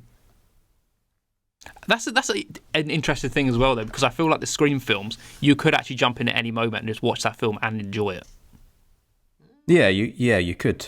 Because it's all an individual story. Like, the characters, that is half the reason why the twist never works on me, because the characters are all fresh from that film, and whoever becomes the killer, I don't really care because I know they're not going to impact the whole franchise. But for me, the Scream 1 to 3 is Sydney's story. That's what you're there for. And then you are there for Sydney, Gale, and Dewey. That's those legacy people. Yeah. Scream 4, I feel, is its own entity in a way. I could watch Scream 4 on its own, but I can't watch 1 without not watching 2 and 3. Yeah, interesting. Yeah. And now I would probably do 1, 2, 3, 5. Yeah. Okay. But then you would miss out on the best one. the new sheriff who makes the lemon squares. Did you notice she had a post-it note on the fridge that said lemon squares in the fridge? We also had some lemon squares at our little meeting on. Brilliant, Scott. Fantastic. I salute you. That is dedication to detail, man.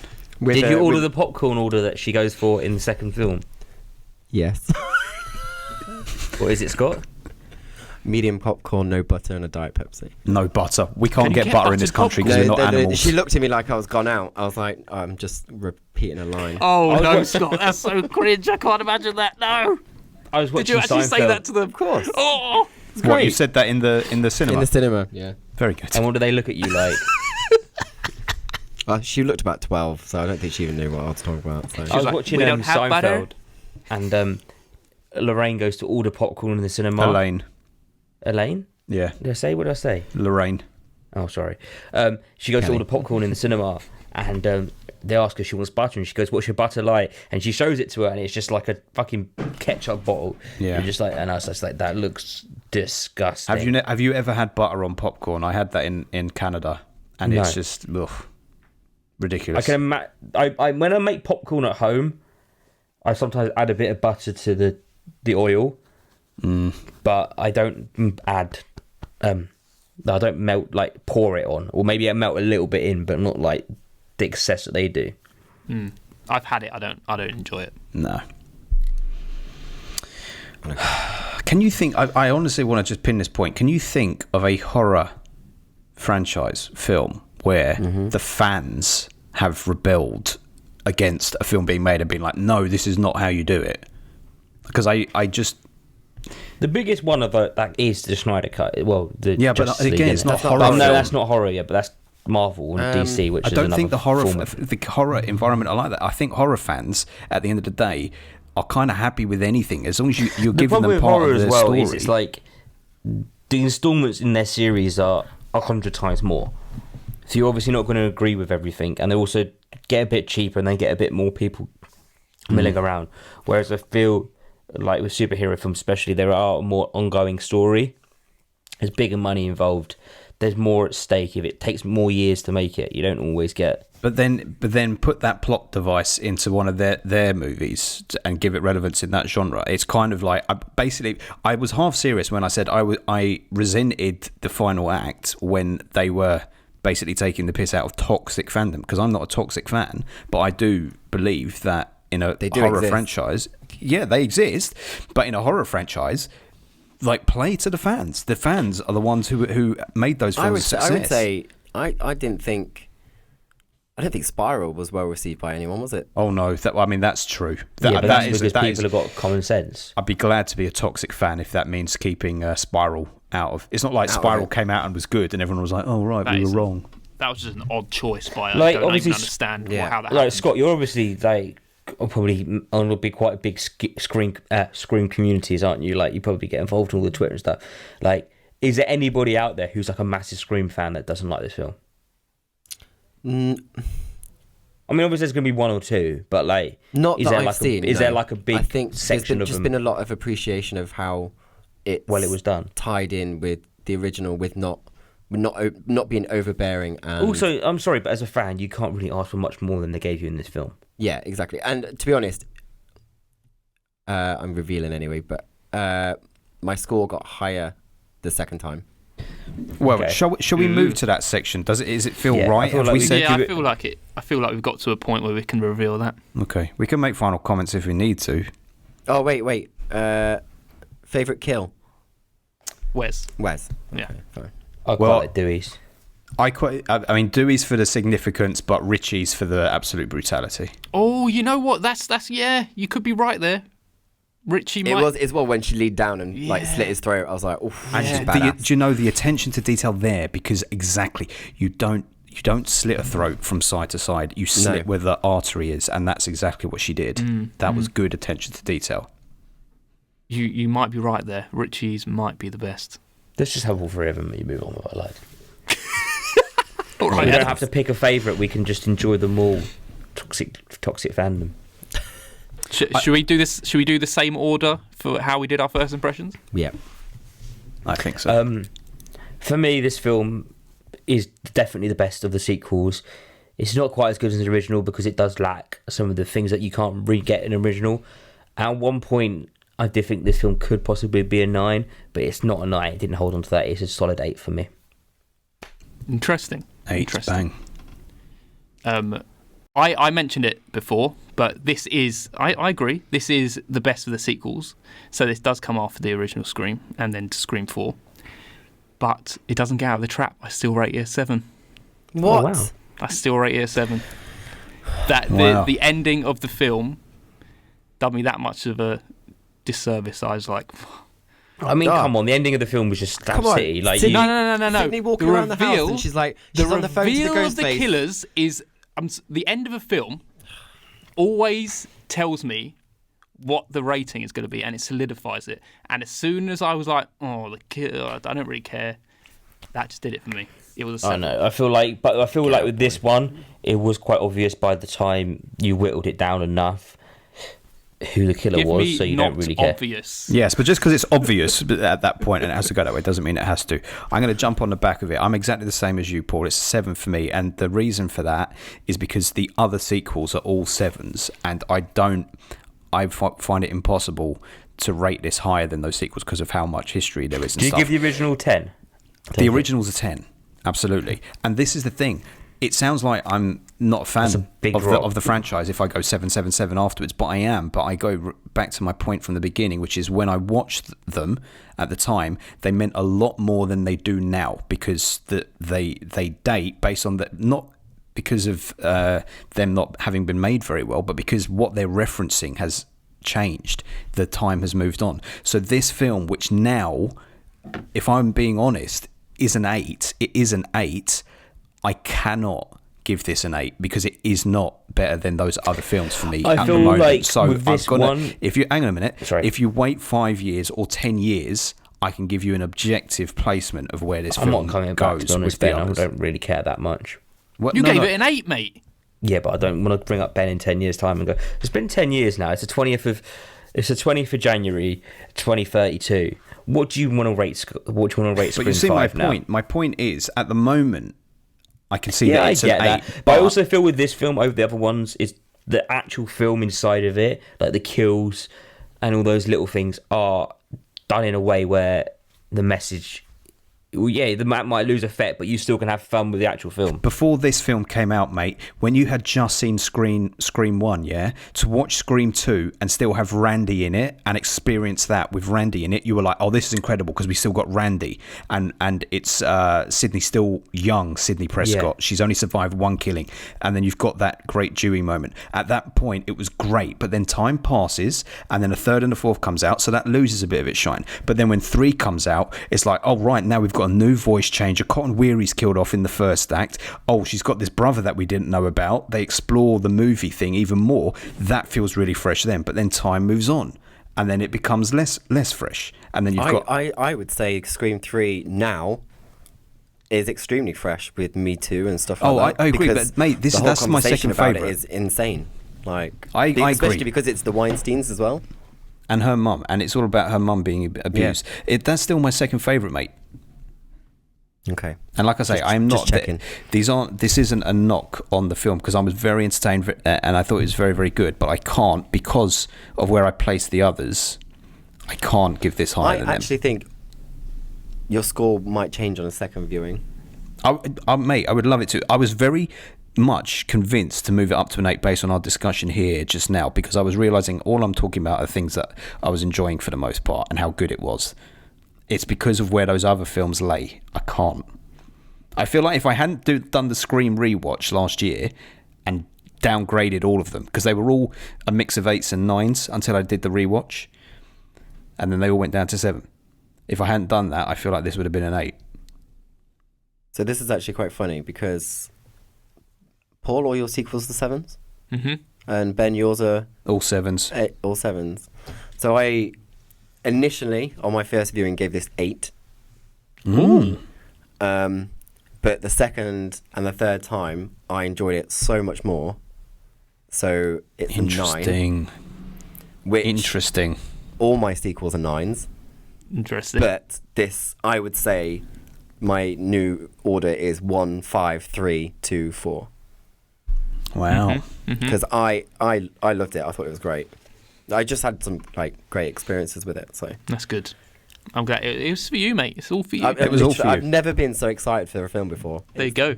Because this is like the one that, I don't know. I saw Scream 4 at the cinema, but this felt different. Mm. That's what Dewey says about the Killers. That's what this one says. feels yes, different. Well done. Yes, this one feels different. Thank you, Ben. But I think the anticipation plus the marketing for Scream 4 was awful. New decade, new rules. It was just like... They've really ramped up the excitement this time. Yeah, definitely. And I think with social media being more aware than it was back in 2011, like with Twitter and Instagram and stuff like that, more people have it, more people use it. And I think they really played into that. And I think that's just cemented that this was a great film for me. Like, absolutely brilliant. I am very glad. And I did enjoy it very much. We've always got to realise that 7's a good score. It means we enjoyed the film. Yeah. We've said this before, haven't we? That 7's are. We enjoyed the film very much. But 8, like my thing is always 8, 9, 10 are the films I take with me to my grave if I could. If there's an afterlife, I'll take them 8s and 9s and 10s. While I love this film, I wouldn't take it to the afterlife with me. At least I know you're taking Scream with you. Oh, absolutely. That's what counts. Absolutely. Do you want to move on to what our followers have to say? Yeah. We've only got one today, and it's from Luke Human.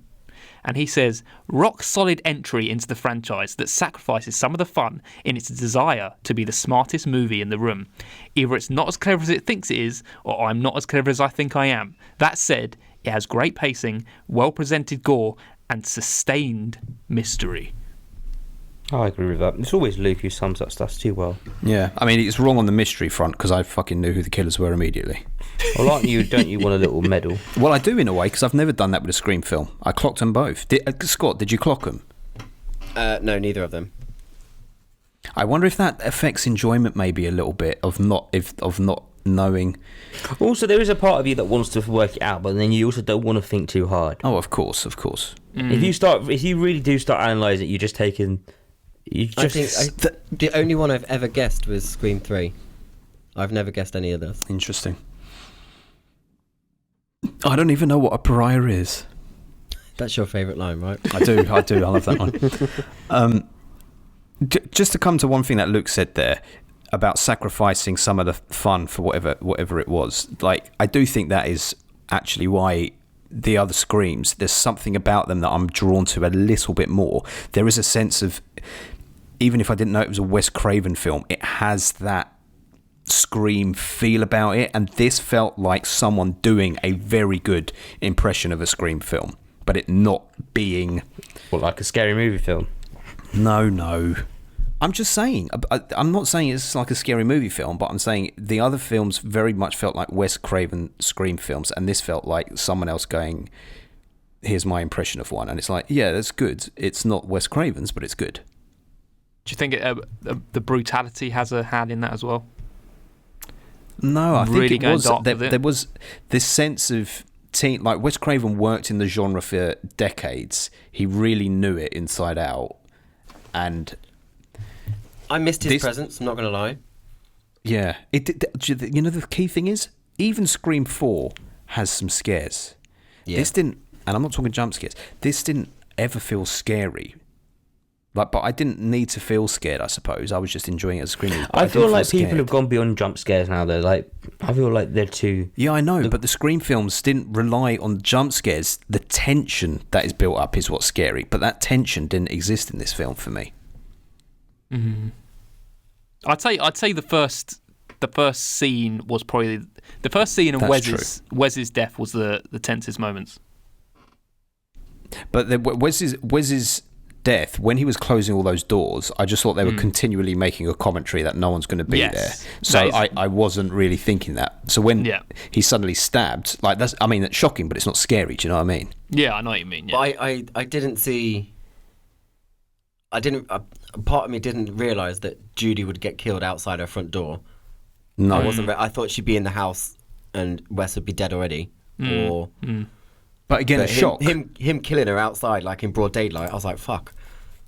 Yeah. That's the first time we've ever seen him kill in daylight, right? Ghostface. He kills inside the news van. Yeah. Outside. Isn't That's inside, though. That's I guess it's inside Randy the kills van. Randy in the daytime. But do we see him stab someone outside in broad daylight? I asking. There's a lot of stabs to go through. I don't think so, actually. Well, homework you got to do there, Scott. Yeah, I'm going to rewatch them all tonight and I'll let you know. anyway, it was good, and I would happily have it in my entire Scream collection. Good. I've already pre-ordered it. So. Of course. 2 copies. 2 copies. Right, should we place this film? So this is very interesting because it's actually got a unique score that only one other film has, and that is a 7.8. And it's the film that Scott also suggested, which was Beautiful Thing. So this is all coming together nicely. Oh, this is going to be very interesting for you, Scott, though. Yeah, we could place this live. Yeah, let's place it live.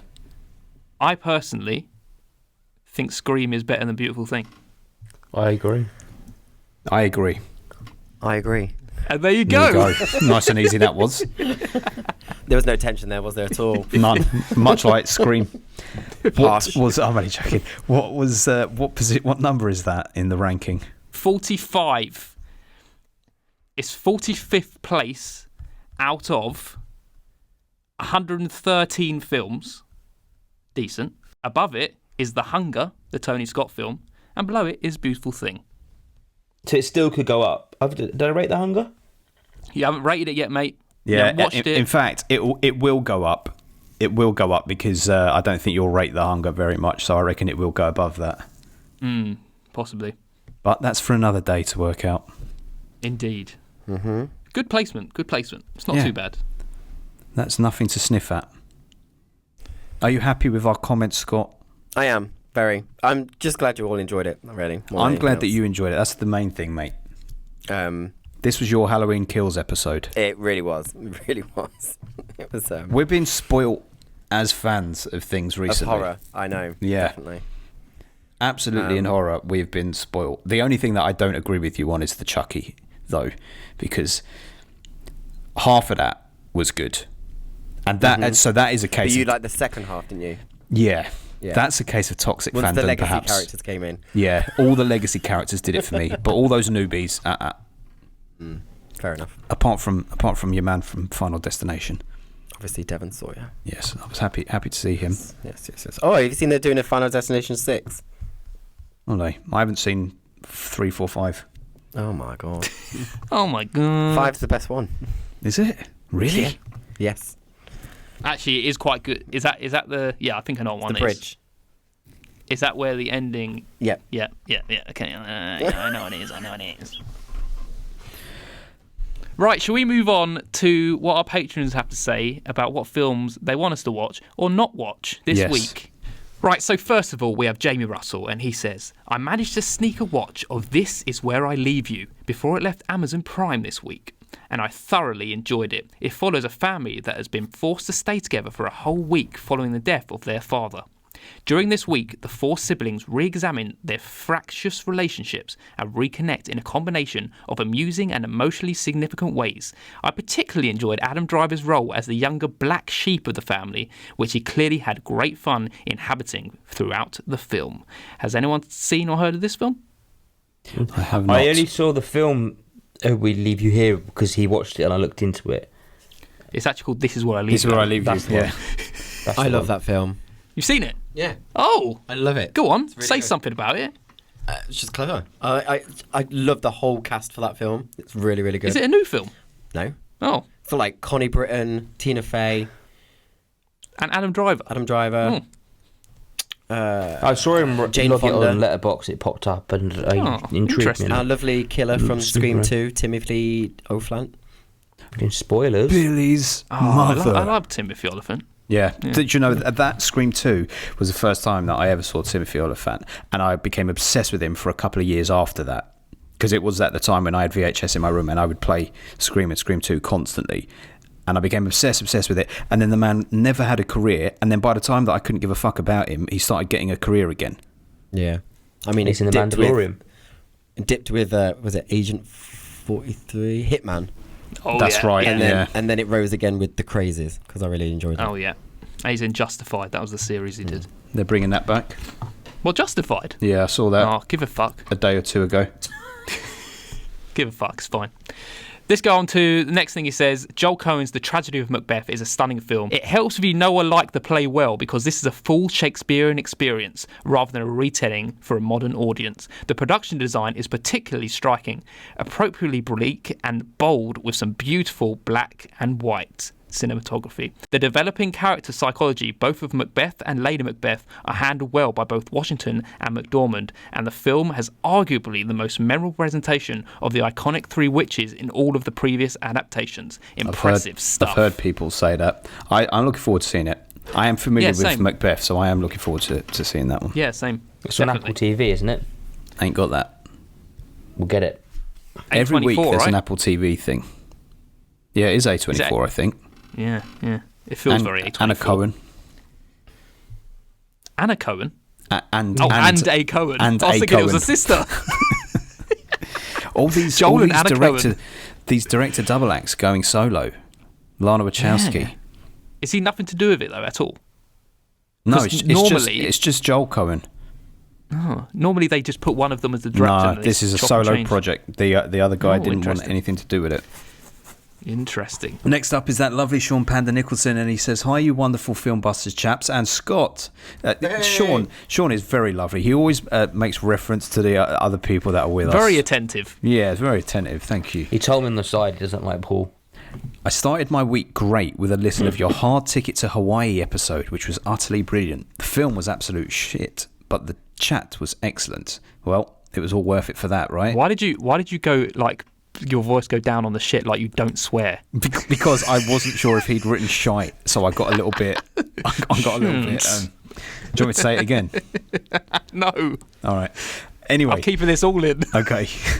Anyway, this week I finally got to check out Ghostbusters Afterlife, and it was simply lovely. Granted, I did think it took a bit to get going, but the final half an hour was perfection and a fitting tribute to Harold Ramis. I also never knew they used the original score, which had me beaming from ear to ear when I heard it, and those end credit sequences were a wonderful addition. Yes, agree with all. Except two of our episodes, 2 of our recent episodes. Get them listened to if you haven't listened to them, people. But here's a curveball. I also watched Summer of Soul and was absolutely blown away by it. The fact that this concert... I don't know anything about this.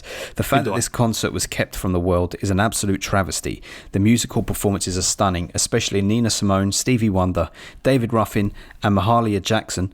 And the talking heads are really great in setting the scene for when and where this all took place. I loved it so much I watched it again the next day.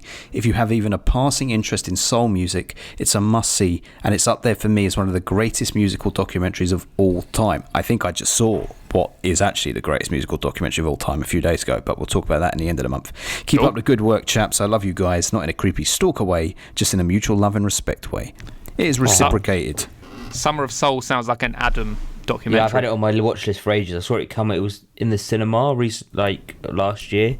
I didn't get around to seeing it. I have it on my watch list, but I think it's on Disney Plus now, I want to say. Disney Plus are getting all the music documentaries. Next up, we have Katie and Oti, and they say, we just watched The New Corporation, the unfortunately necessary sequel. If you're looking for another reason to yell into the void, this follow-up doco picks up on how corporations are more treated as people and continue to gain more influence over government regulating themselves, making messes and taking on the saviour role to superficially fix them. Profits over people is not sustainable, and I hope to see the day when lives are valued over the bottom line. Won't be any time soon, I'm afraid. Nope. We do live in that capitalist world. Capitalist fuck of a world. My job is already depressing enough. I don't really think I'm going to be watching a documentary about how increasingly depressing it is to work in an office, etc. Even though I don't work for a corporation, all of these fine gentlemen do, who I'm talking to now. We do. We try and be as fine as we can in this really horrible world we live in. I keep forgetting we all work in the same one. Yeah. Next up, we have Luke Human, and he said, after recovering from a hard ticket to Hawaii trauma, I've seen a lot of middling films this week, but I watched one of Ben's previous best of the month films, which stood out, Obayashi's 1977 House. Yes, sir. That was a stunner. Okay. He goes on to say, a Japanese attempt at capturing some of the recent effects laden... is that right? Laden. Yeah. Recent effects-laden Western blockbusters. That's it, yeah. I thought it was Laden, like Bin Laden or something. Bacon Laden. Lardens. Bacon Lardens. There was loads of Bacon Lardens all over the film. Jesus Christ. A Japanese attempt at capturing some of the recent effects-laden Western blockbusters of the mid-70s, as well as the Gayo spirit. Oh my god, I'm giving up. You guys do these. Gayo spirits. I can't read today. Some kind of LGBT ghost story or something. Luke Human says, after recovering from my hard ticket to Hawaii trauma, I've seen lots of middling films this week, but watched one of Ben's previous Best of the Month films which stood out, Obayashi's 1977 House, a Japanese attempt at capturing some of the recent effects Bacon Laden's Western blockbusters of the mid-70s, as well as the giallo spirit. I almost fucked that up there. It does this well, and with a tone and imagination that has influenced everything from The Evil Dead through Poltergeist and the Nightmare on Elm Street series to modern J-horror. The narrative is pretty straight by today's standards, as a haunted house mystery unfolds with a varied cast of characters, but the directorial style and the special effects propel this far beyond any Eastern cinema releases before this date. Completely unique, utterly ridiculous in the best way, and totally charming. This is a triumph of experimental cinema. Paul, I think you would enjoy it very much. I know, I remember you saying that. I'm interested now. Yeah, it's a bit of you, I would say. Oh, that's nice. I enjoyed it a lot. I do like some Bacon Lardens. Yeah, Bacon Lardens. Back in the day when I wasn't a vegan. Bacon Lardens. I'm a vegetarian. Special effects, yeah. And lastly, we have Julio from The Contrarians. He said, like Jamie, I watched a tragedy of Macbeth. Unlike Jamie, I'm not a Shakespeare aficionado, so I had a really hard time with it. Looks gorgeous though, but the dialogue is basically a puzzle. On a more positive side, I binged all 7 episodes of Mayor of Easttown, starring my #1 platonic love, Kate Winslet. Amazing show. Winslet is fantastic, playing a jaded, troubled police detective who has to deal with a potential serial killer while her personal life falls apart. Highly recommend it. Mayor of Easttown is like brilliant. Is it? I've been interested to watch that. It's on Now TV that you've got of mine. Is it HBO? Oh, I don't know. I can't remember off the top of my head. It feels like a HBO. She is phenomenal in it. She's like incredible. Absolutely incredible. Is it a one-off, like it's the end in this season, or is it going to do another one? I mean, I'll be happy with just one. Okay. Well, that means it ties everything up then, yeah? Yeah. Okay, that's good. Lovely. Ben, you need to watch Yellow Jackets if you're not already. Oh, I have begun it. Oh, good. And Mindy is in it, right? Yes, she is. Mm-hmm. She's on a roll at the minute. She is on a roll. She was in Leftovers also. She was in Yes, she was. Always Sunny in Philadelphia. She was in Oh, yeah, she something was. else. She was the one who organised the escape room in Always Sunny. Yeah, I'm Scott. You finished Yellow Jackets? 2 episodes behind. I'm going to finish them tonight. Is Yellow Jackets any good? It's brilliant. So good.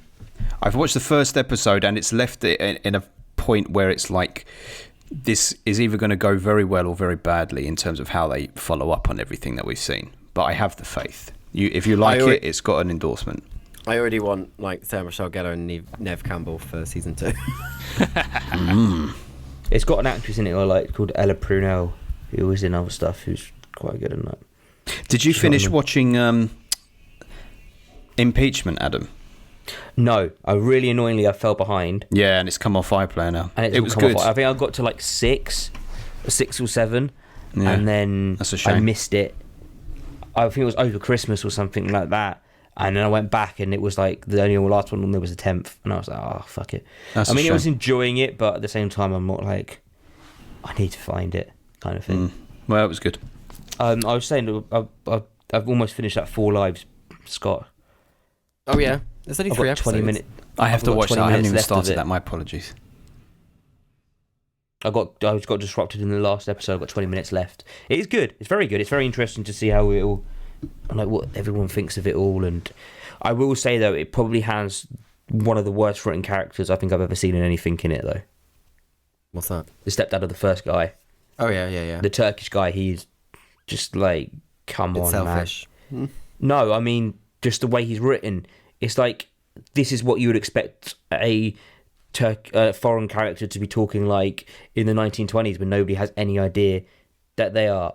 He's always talking like, he's like, I go shop, you stay here at home. Talking like that. It's just like, come on, man. Like, that's... Yeah, but they're based on true characters though. Yeah, I know, it didn't but come really on, they're real man. That's people. terrible. That's like, I feel like it's borderline racist almost to still cast characters and get them talking like that. even if it's a real life person. There's other ways of saying that people can't speak English and without doing it in a very stereotypical, what your dad would probably say they talk like. Good lord. What are you I have talking no about? idea what's happened to this podcast at the moment. Spiraling. It We're is spiraling. Yeah. Well, that's the end of the Scream episode, I think. I am very happy. That's good. I'm glad we've actually revealed our cards You now. boys have made me very happy. That's good. I'm surprised you two didn't like it more, to be honest. I thought you would have liked it more. Who? I'm also quite surprised that you only gave it an 8 on the first one, which says a lot considering you're very generous with your ratings of Yeah, these but it was films. also a piss off. It was also a lot to take in. Like I think I was on such a high. I just watched Scream 1 to 4 as well, so I think Pinnacles. I needed to rest on it and watch it again. And So basically what you're saying is you should have watched Screams 1 to 4 one day, woken up the next morning and gone and watched number 5. yes, but Not necessarily because he's watched it 3 times and it's better than all of the sequels. So Yes. he watched it exactly how he should have done. Do you think that in years to come you will revisit that? Because do you think there is a certain amount of it's the recent current one, and if another one were to come out, I'm not saying that would necessarily be your new second favourite, but it might reposition this based on It's not new and shiny anymore. Yeah, and I'm not saying you only like this because it's new and shiny. I mean, because of the shit that I said in the episode about it responding to the time that each film comes out. No, I don't think so. Because I still feel All those memories of Scream 2 and Scream 3, all those things that you know so well about them, are now pushed down by this one, and you think that will still be the case in years to come.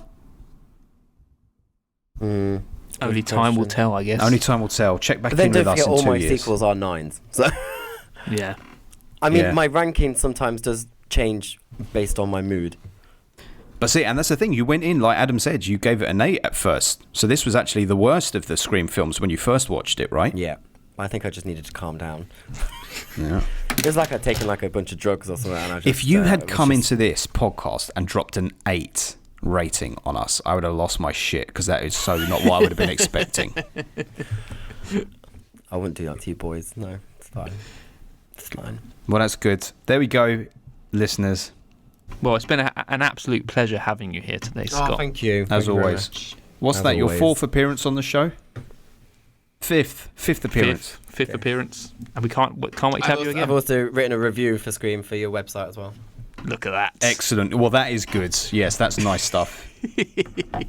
You listeners can look forward to reading that soon, I guess. Push and promote. Well, yes, thank you very much.